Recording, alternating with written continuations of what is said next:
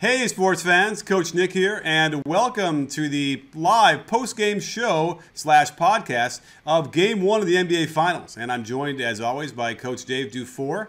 And pretty exciting stuff, I think. I mean, we finally got a game, at least, Dave, to watch and something, right? Well, yeah, I mean, it was nice. I don't know. It was watching a game like going and watching a kindergarten game. I mean, yeah, it's basketball, but it wasn't much of a contest. The Warriors led at halftime, and they probably, it was 8-point lead at halftime. They probably should have been up by like 20 at the half. At least. So I think somebody tweeted it out to us because I had asked you like what your count was for missed layups in the first half, and it was I was definitely thinking double digits. And someone said I think it was like 11 or 9 or 11 or something like that. So just pretend they make like half of those, right? Yeah. And well, not to mention, look at the open threes that they were missing. They were 3 of 12 from 3 at the half, and a lot of those were wide open looks. Oh yeah. So I mean, I think the game breakdown that I would end up doing for tomorrow, or maybe as soon as I can, would be examining the type of shots that the defense gave up. And this is what we have been saying and banging that drum for months, right? Like since February, I feel like we've been talking about the defense of the Cavaliers and how bad it was. No, Nick, no. What? They were going to flip the switch. Oh, right. But they're waiting. They're still waiting to flip the switch. They're going to flip the switch sometime in August. Okay. I'm assuming. They're going to solve their transition defense issues, and then we'll get a series next year, maybe. Okay. I mean, that sounds good to me. I mean, listen, here's what's frustrating because, there was an argument for that, and it kept looking like, well, maybe they did flip the switch, but we kept saying that it was more about like who they were playing, and that's a hard argument to have because missed layups sometimes are caused by like the defense making you go too fast or intimidating, whatever. And I'm like, well, yeah, but just look at these shots that they're missing. It just was like they were just bad. Like the Celtics were bad. They were a bad offensive team in that finals, the conference finals. But I thought, didn't Ty Lue say that they were harder to guard than the Warriors? Oh no, weird. Did he say that? So I feel like that was a fever dream. Yeah, look, man, the Warriors are who we thought they were. Even when they look bad, they still look dominant. Right. And unfortunately, that's really the story of this series, is that the Warriors are at a next level of basketball. The Cavs, with the defense that they play, which is at times lackadaisical at best, yeah, it's just not going to work. And then tonight, their offense failed them because there was no movement. And you know what the Warriors are also really great at? Defense. So, if you're not moving and they're able to sit on those passes, those LeBron passes where he drives to the hoop and he hits the man in the corner. Well, they were sitting on those passes all night and they were creating all these turnovers.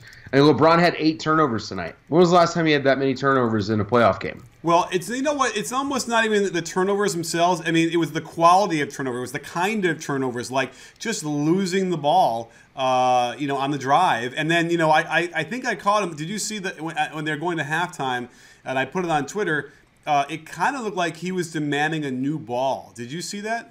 I did see that. Yeah, he looked like he said he was having trouble gripping the ball. Okay, so that's what you saw. Yeah, but I mean, I don't know. They kind of have trouble gripping the ball.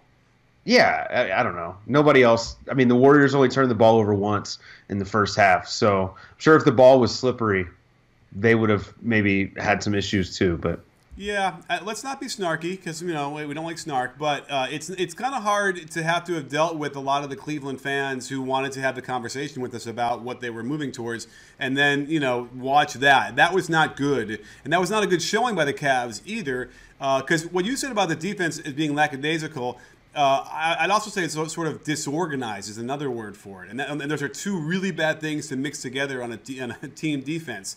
And what we have been saying, I think ultimately what we're saying is that they also don't have anybody to guard Kevin Durant. I mean, nobody on that roster.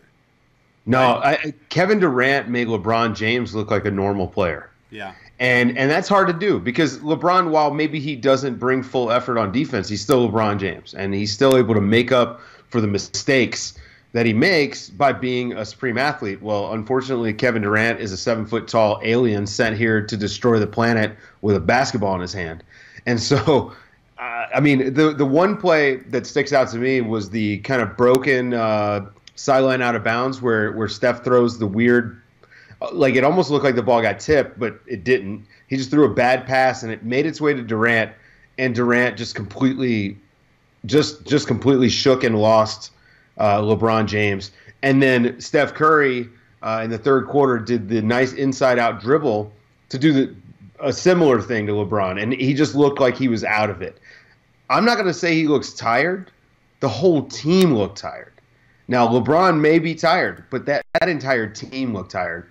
And LeBron just looked a little overmatched trying to defend against Kevin Durant. And I think by the time he gets embarrassed on that one play by Steph, I think he's just done. I mean, I think it was a 15-point game at that point. So, yeah, I just don't know what to unpack from this. I don't know if this is an aberration or if this is going to be the series we get. This is the series I've been expecting, but that doesn't necessarily mean that that's what we're going to get. So, I don't know. How do you feel about it? Well, it's a good question, and I think the biggest thing I felt watching this was how slow the Cavaliers were. I mean, they want to slow it down, but they really can't when they miss shots like that, and the Warriors can come back down, and even at half speed transition was too much for them, where they couldn't suddenly pick up and had mismatches where they couldn't cover those things, and that's interesting because I had said that in my video today. If you didn't see it, you can still watch it. It's very appropriate. I had said the one thing that was interesting thing about how Durant, if he doesn't guard LeBron, because they still have three other guys that can legitimately guard LeBron, then that means that a guy like Kevin Love is going to have to pick up Durant when they come down if they don't score. And we saw that happen a couple times, and that's just a nightmare and almost makes Kevin Love unplayable, even though he was still trying to show his ability to, influence the game down low and be physical and rough. It's way too fast for him, and I don't know what Tyronn Lue is going to do to slow it down. And the other thing was that this is a lot of ideas coming out at once, and apologize, but the referees kind of called some of those off-ball screens a little bit. They were kind of not letting them be as physical as they probably would have wanted to be, and that's definitely a good sign for the Warriors. Yeah. But the other thing is, I thought that the Warriors maybe didn't complain enough about the lack of calls they were getting inside. Steph Curry was fouled on almost every drive to the basket and didn't get a single call. How many did he shoot free throws tonight? Let's see. Steph, 0 for 0 from the free throw line, despite taking 22 shots. Yeah, without question. Yeah, and then people want me to do a big video on that. And I saw someone in April did one. I guess I missed it on YouTube about how he didn't get called. I mean, Shumpert kind of gave him a shot in his midsection on that jumper that he airballed. Yeah. And went down. I mean, it was that was weird. How do you not see that? Well, I mean, and then the Tristan Thompson coming over the top to try to block a layup and got him with his full body. And Steph, he makes it, but still. KYRIE got him too they had a baseline angle where he kind of looked like it was clean, but then ended up being draped across his arm.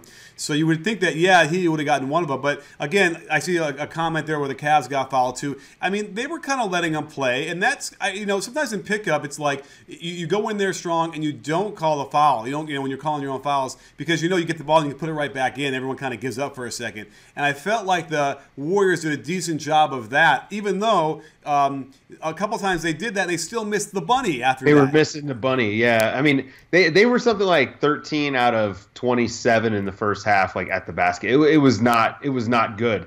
Now, for the Warriors, that's great that they were that bad and still led by 8. For the Cavs, that's terrible. When they shoot as bad as they do in the first half, I mean, I don't know, man. I don't see. And this is the same thing I've been saying for months. I just don't see a path to the Cavs beating the Warriors. I don't think they have it. Well, let's talk a little bit about that because I'm kind of curious. Let's pretend we're Tyronn Lue. We're in that locker room. We're going through the footage. We have to come up with some sort of a game plan. What's the first thing that you're going to look at to try and figure out how to get in the series? Well, I mean, how do you guard Durant? How do you take Durant and get him out of the groove that he was in tonight? Because, I mean, he was freaking ridiculous. He wound up with 38 points in 38 minutes. To me, the killer was that he had 8 assists. He was creating so much, and a lot of those wide open dunks that he was getting in transition created by Steph's gravity. Mm-hmm. They were running out on the shooters. And then by taking it to the basket, when they finally did come over, well, now Steph is wide open or Clay is wide open. It's a nice pick your poison sort of scenario. And Durant really showed what you and I've talked about this whole playoffs. His ability to facilitate has been this new kind of skill that he's unlocked this season. And we talked about it a lot out of the post, where when he would feel the double, he was able to find the open shooter. But now he's finding open shooters in transition. He's finding them off rebounds. He's finding them in every scenario. And almost to a point where at the beginning of the fourth quarter, I felt like he was being a little too unselfish. You know, you wanted him to keep attacking because that's it. You know, his best skill is scoring the basketball. But still, like, if he's going to have 8 assists a night, there is no way that the Cavs are winning a game.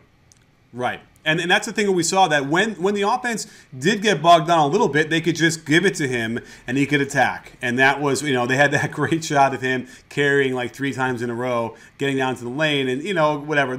I had said in the Isaiah thing, once the elbow gets even with the wrist, that's when the hand goes under the ball. It didn't quite get to that angle, but, you know, it was discontinued dribble without question. Yeah. But the bottom line was, independent of that, like, that's what they have. They can give it to him on the top and just let him do his thing and get shots. I mean, and he had some stuff out of the pick and roll that was beautiful, too, to stop and pops that, you know, at 7 feet tall, it's unstoppable. So, you know, the funny thing was the goal of this segment was going to be to talk about what the Cavaliers were supposed to be able to do to get back in the series, and we're now back on how great Kevin Durant is. So, I think the key that the Warriors have been afraid about the whole time was Kyrie Irving. I think they knew, like, when the Warriors won, LeBron had about as good a series as he did last year, right? Like, kind of, just about that good, maybe a little less efficient. So what was the difference last year when they won? Kyrie Irving was the difference. LeBron needs Kyrie Irving to do that. And by the way, I went through some of the Game 7 stuff from last year. I've forgotten how ridiculous Kyrie Irving was in Game 7, right? He was insane. He was insane. And so they need that from him every game to compete in these games. But if you notice what they did with Kyrie, they weren't going to double LeBron. They're like, hey, you can go ahead and do what you like. But they were doubling Kyrie early and often to get it out of his hands. And that really stymied them. Well, and he had some incredible finishes. I mean, you know, you tweeted a video, and it was like, this isn't something you can learn how to do. Right. This is just, like, his talent to finish is kind of innate. He was born with that, whatever that thing is. And, I mean, he had 24 points tonight. Basically, you know, Kyrie and LeBron came to play, and they got no help. Kevin Love had 21 rebounds, but they feel kind of empty. He felt kind of ineffectual. Yeah, and so I think that's the thing, is that they need to get production from Kevin Love. Tristan Thompson was, you know, he only played 20 minutes or 22 minutes tonight. J.R. Smith took 4 shots, had 3 points. For the Cavs, this is just you're not going to beat the Warriors with just 2 guys. Like, you need a full sampling of your whole team. You need everyone to kind of come to play, and you need J.R. Smith to give you 10 points. You need Kevin Love to give you 20. Like, I'd like to see 80 combined points out of Kyrie and LeBron and Kevin Love. You need Tristan Thompson to be in that 15 to 20 rebounds a game, and that's your path to success. What they did tonight was obviously not that. Bingo. Tristan Thompson. Now, he was 0 for 3, didn't score, and had 4 rebounds, and he only had 2 fouls. I felt like they were calling some over-the-back fouls on. Maybe the 2 that I was on my mind are the 2 they called. But that was key. It kind of took some aggressiveness out of him, and because he oftentimes gets away with those calls. So it was physical, and they weren't calling some things, but that was one instance where I felt like that took away some of Thompson's aggressiveness in those 22 minutes. He didn't have a block shot either. So, they need like some sort of double-double thing from him, I would imagine, to get into these games. But again, it's the speed, right? I feel like it's too fast for them, and so the only hope they have is to slow it down. And I would only imagine that the only hope to do that would be like maybe in Cleveland for whatever reason, because they'll get some foul calls there, and you know they could probably control it easier at home. But I don't know, man. I mean, if they're down 2-0 going into Cleveland, it doesn't seem like it's a good recipe for them. Yeah, I would love for this to be a 7-game series. I just don't see the path to the Cavs doing more than winning a game. And I've been predicting sweep, and you and I have talked about this quite a bit. I think a 5-game series is the most likely. I think the sweep is definitely on the table. I don't think a 6 or 7 game series is going to happen. And tonight just kind of highlighted all those examples. But if I'm the Cavs, I'm coming out. When's the next game? It's Sunday, right? We got a couple nights off. Yeah. So Sunday night, I'm coming out and I'm trying to just get Love going early. I'm trying to get Tristan Thompson, trying to get him some lobs, trying to get some energy going, trying to get J.R. Smith going. I thought J.R. Smith's defense tonight in the first half was actually pretty decent. He was really active, and he did a good job on Curry. Not that, he didn't stop Curry, but he was doing a pretty good job on Curry. Yeah. And so what you need to get him involved on the offensive end. And I mean, they're not going to get anything out of their bench. They got 9 points from Richard Jefferson, mostly in garbage time. Yeah. 5 from Shumpert and 6 from Jones. So yeah, I don't know, man. It's tough, man. The Warriors are a juggernaut. Like, the Warriors are supposed to do what they did tonight, which is why I was like, the sweep is sort of a boring pick. Like, this is what we expect them to do. Yeah. And that's the thing. I think it's the defense. I think it's what the Warriors, for however great they are offensively, they could just dismantle you on defense, and we saw that all throughout the playoffs. And granted, some of these teams like Portland has a lot of flaws or some issues, but man, when they turn that up and they have Draymond out there and they have Kevin Durant out there and they have Klay Thompson out there, it's like there's nowhere you can attack, and they cover everything so beautifully with the rotations that it's like, now I got to figure out, what should I do in this breakdown for the game? Should I focus on their defense, or should I focus on Draymond Green? I think Draymond Green was just amazing tonight, and that guy, Draymond Green may be one of the 5 best defenders I've ever seen. He's just affects the defense in so many different ways, between quarterbacking. I mean, he's calling switches, two rotations ahead. Yeah, he's protecting the rim. He's coming from the weak side. He's just doing so much. And I think that you could do a really nice breakdown of the job he did in the game tonight, because he was the key to their defense tonight. I mean, as you. Yeah, and what he also was doing was calling out for the offense. He would recognize as soon as Love was on KD, he is directing and making sure that KD gets the ball. Or if Richard Jefferson was on him, and anytime it wasn't even LeBron, or they had a mismatch, he was out there trying to quarterback the offense as well. Because his numbers are not that impressive at all in the box score as far as scoring the ball. But then again, that's how great he was. He had a steal where he came across the court on I think LeBron tried to throw a lob onto a mismatch down low on the left block. Yeah. Just came across, probably covered about 25 feet, and just took it out of the air. There's hardly any players in the league that can make that play. The funny thing was, he sniffed that lob out before LeBron was even thinking about throwing it. Yeah. And he actually had called a switch to get into position to go and make that. That's the kind of plays I'm talking about. And he just, the guy reads the game so well. Like, as great as LeBron is at reading the offensive end, I think that Draymond is at that level in the defensive end. Right, and he's so keen. So it's kind of like when you see it when he missed the game last year, that's how important it is. And when he's not there, it unlocked a lot of things for the Cavaliers that they couldn't quite fix in Game 6 and 7 last year. So the question here is that will Cleveland resort to having to get to some extracurriculars that might affect some people's playing time or not? It's what they did last year, right? I mean, it's what happened. So, I wonder if that's going to happen again. Or, it kind of felt dejected on their part, where they might feel like, and by the way, remember last year when they were down even 3-1, Klay wasn't playing well, Curry wasn't playing great, they were playing okay. So they probably had some sense, okay, we might have something here. But, I think at this point, if we have another game like this, it definitely felt futile by the end there for the Cavaliers.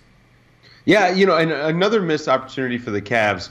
I think in those early Zaza minutes, they did not go at him enough. No, I think that they should have been putting him in the pick and roll a lot more. They clearly were targeting Steph, and the Warriors, they stopped switching. I don't know if you noticed that. And it worked to their advantage. And I think that the Cavs have to do a better job of forcing the switch. and attacking Zaza when he's out there for the 12 minutes or whatever he's going to play tonight. Tonight he played 14 minutes. Yeah. Well, it's kind of funny because let's talk about the minutia a little bit of the pick and roll and what they like to do, because the Cavaliers generally, it's not a lot of movement. They just call out the guy and they bring him over to screen and force a switch, right? And yet, so like last year, you kind of want to pull your hair out and say, like, why didn't they do what they're doing now? Which is Steph is hedging, and we had a great article written by Eric Apricot on our website for this, showing that Steph Curry would hedge high and like push LeBron out a little farther, and then LeBron's man, Kevin Durant, would go under the screen, and he's right there. Steph can sprint back to his man. It did not hurt them at all. It stymied the Cavaliers as if they had no idea what to do against that. And so that, in a nutshell, was all they needed to do. Right now, there's no attacking of the mismatch. Steph isn't stuck. Now let's put on our hats, the Ty Lue hats, and figure out, okay, well at that point, if they're going to high hedge, and by the way, the Warriors better just do it every time until they figure out a way to do this. I suppose that Spain pick and roll we talked about could be something they could put in where you want to screen. Well, geez, I guess you're going to have to screen. Screen the screeners, man. You have to screen Curry. Right. But if Curry's going to hedge out high and he's quick, that's a tough one. It's not like a big man who's dropping that they're going to back screen. So, any other ideas you do for that? I mean, maybe some secondary action. I mean, that would help instead of just guys standing in the corner with their feet planted. That was to me, that was the bigger issue, because LeBron was still getting drives, and then when he would go to throw the pass, Klay Thompson would be sitting there or Durant would be sitting there. And the Warriors have really long arms and they're pretty smart. So they were sniffing these passes out really easily. And this is part of the reason why they had so many turnovers. And so I just think you need some secondary action. Or maybe don't run pick and roll or isolation every single time. Why don't you run some flex, even some floppy. Yeah. It's not the worst thing. No, and they were running a little bit of high horns, but they weren't doing like their horns. What we call that with the back screen? Elbow rub, or elbow get, or any of those things. They had no cleverness to their offense, and let me tell you, they're going to need it. They can't just rely on their good looks like they did against all these other Eastern Conference teams. Which is sort of why when we were always talking about this, we sensed that this was not going to cut it against a Warriors defense. And here we are. And again, it's only one game, and who knows what's going to happen. But by the way, do you get the sense that the Warriors could have played better tonight? I do. I really do. I mean, so they wound up 12 of 33. So they wound up shooting 36% from deep. Yeah, it's okay. That's okay. But I felt like if some of those open looks, I mean, Klay Thompson's 3 of 16, 0 of 5 from deep. That can't happen for the next 3 games. I refuse to believe that Klay Thompson has just lost the ability to shoot. Draymond was 1 of 5 tonight. He missed a few open looks. He took a couple that were end of shot clock, tougher shots. And then for the Cavs, it just seemed like, I don't know, Shumpert was out there for a while, and LeBron was on the court with him. And Shumpert was like dribbling the ball 15 times and then taking shots. And I'm like, oh, that's not going to get it done. No. So, yeah, I don't know. I mean, I think the Warriors have a next level of execution based on tonight's game, and I just don't think the Cavs do. I mean, again, this doesn't mean the Cavs are a garbage basketball team. It just means that the Warriors are really that much better, which we already all knew. This is not news to anyone. It's not a hot take. This is just the reality, and it's what people have been complaining about all year. I mean, this is a team that won 67 games without even really trying. I mean, KD missed 20 games or something like that. So, yeah.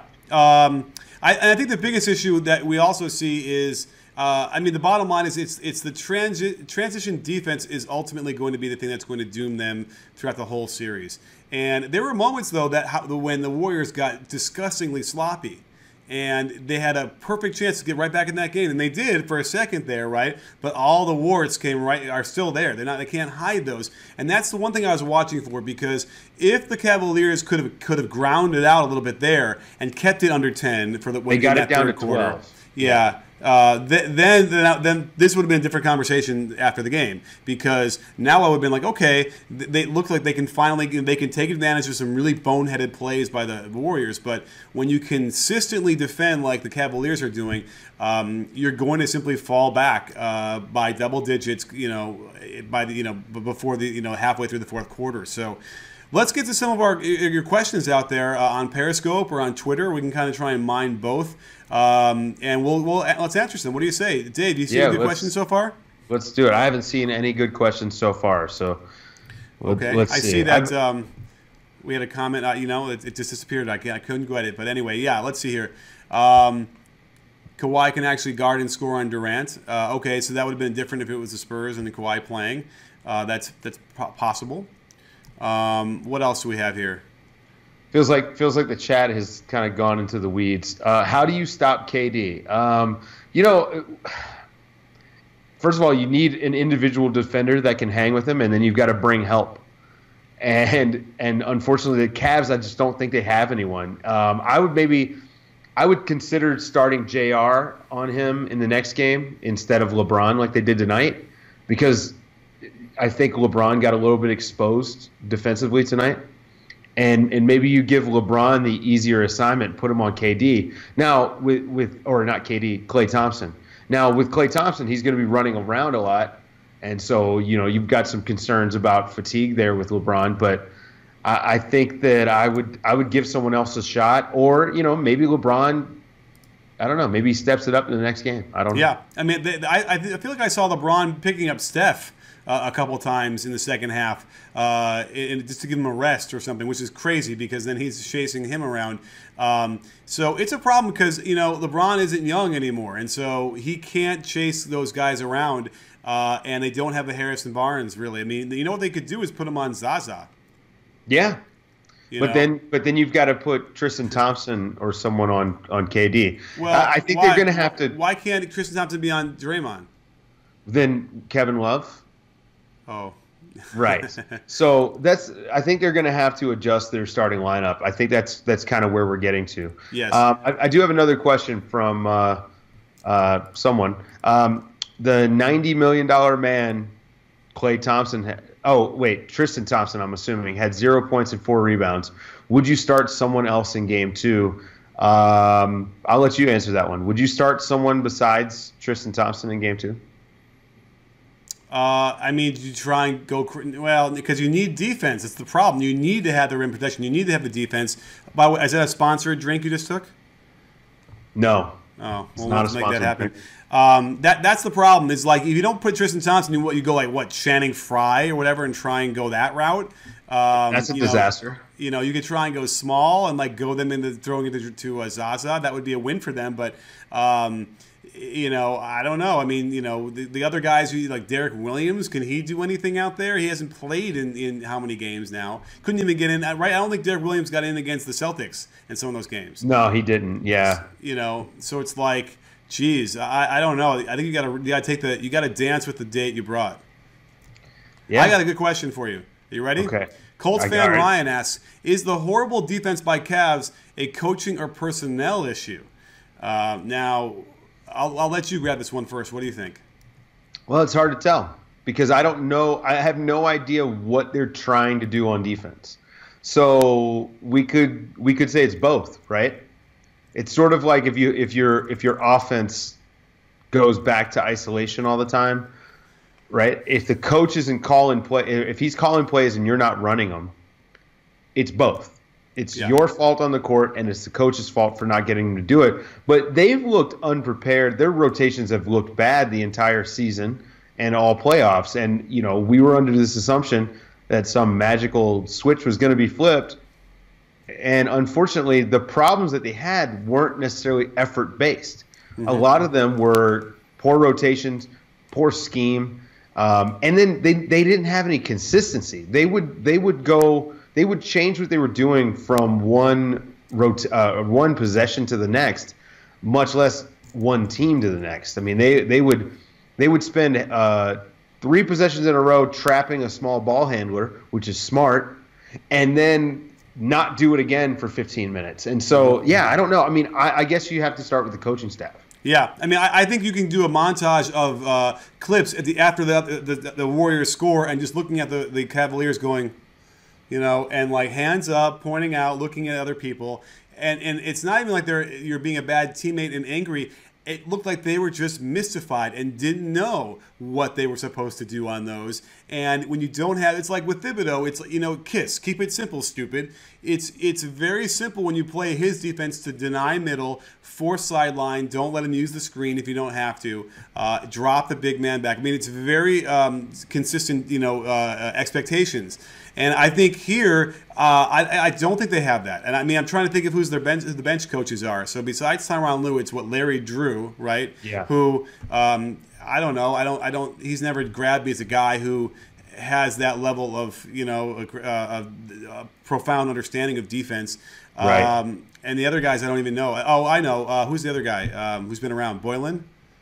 Yeah, I think it's Boylan. He should know, but then again, it's like, this kind of bleeds into that question of LeBron and, who is coaching and who gets to lead that stuff and how much can they do when you're coaching a team like that. And so as it is now, it's not good. And they should be better. I think, can we agree on that? Their defense should be 3 notches better just by, virtue of working on these things. Yeah, absolutely. I mean, it should definitely be better, but also the Warriors are just built to take advantage of teams that are slower than them, and and the Cavs just are. And I don't know. I mean, I think the Warriors are just a tough matchup for any team, but particularly a bad defensive team. Yeah. I'm smelling an interesting million-view video potentially where Aiden Alba asks, at the beginning of the year, he asked if the Warriors could beat the 95-96 Bulls. Was I right? Was he right? That's an interesting question. I feel like they could. I think they could too. I hate to say it because I was at all those games, and that was when I was a fan of the Bulls. But I mean, I don't know, right? I mean, they play like the Bulls. As far as offensively, they move the ball and they share it, and they're also defensively just lockdown. It would be interesting, right? Clay versus MJ would be an interesting matchup. Steph versus I guess Ron Harper. That wouldn't work so well, I don't think, for Ron Harper. But Zaza and Luke Longley, that'd be fun. I mean, the Pippen Durant stuff would be pretty cool. Oh my God! You know what? The Bulls would have they certainly would have a shot. I don't know. That would be good. I don't know. Yeah, I don't know. I mean, I think I'd take the Warriors. I mean, again, this is they shoot a lot of threes, and so it's tough comparing different eras. So that's tough. Yeah. Any other questions we got here? Maybe anything on Twitter? I almost feel like we should go over there and take a peek. Yeah, I don't have any on Twitter, but do you have any opinion on Jeff Van Gundy's comments that the league is against post-ups? Oh, what's your take on that? Well, I mean, I think post-ups are inefficient. They're not open.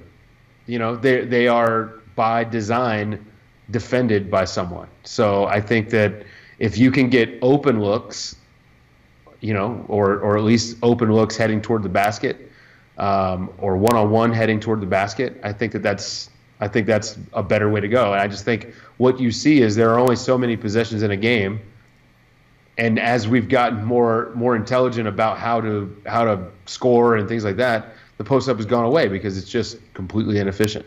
I will argue with that in the sense that we need the post-up because it will enable good three-point shots. You need the ball as a place to get the ball, not necessarily to score, but to get it there. However, I'll also say that footwork is not nearly as good as it used to be.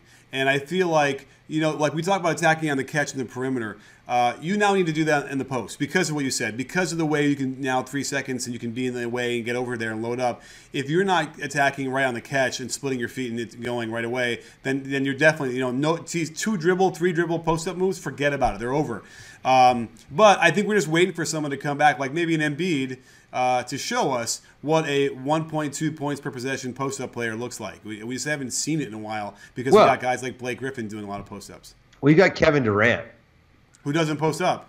But when he does, I mean, it's just insane. So, yeah. And obviously the Warriors run a lot of that mid-post stuff with Draymond and more with Durant, trying to get guys coming off of pin downs and things like that. So, I just think, you know, the game has evolved, and it's to sit and think about the things that are gone away. I mean, you know, the two-hand set shot is also gone.